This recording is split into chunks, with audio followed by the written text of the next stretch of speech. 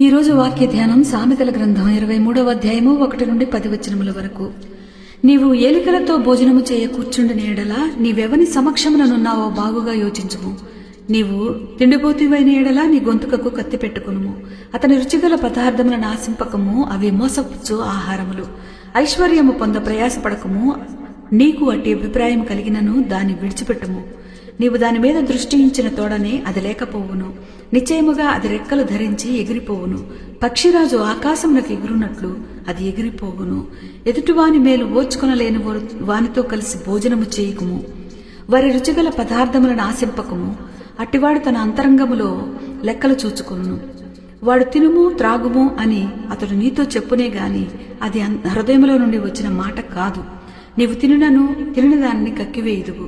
నీవు పలికిన ఇంపైన మాటలు వ్యర్థములగును. బుద్ధిహీనుడు వినగా మాటలాడకుము. అట్టివాడు నీ మాటలలోని జ్ఞానమును తృణీకరించును. పురాతనమైన పులిమేర రాతిని తీసివేయకము. తల్లిదండ్రులు లేని వారి పొలంలోనికి నీవు చొరబడకూడదు. దేవుడి వాక్యం దీవించునుగాక. ఆమేన్. శ్రమలలో బహుశ్రమలలో ఆదరణ కలిగించెను. వాక్యమే కృపా వాక్యమే నన్ను వీడని అనుబంధమై, నీ మాటలై జలధారలై సంతృప్తినిచ్చును. నీ మాటలే ఔషధమై గాయములు కట్టును. నీ మాటే మధురం రాజులకే. మహారాజు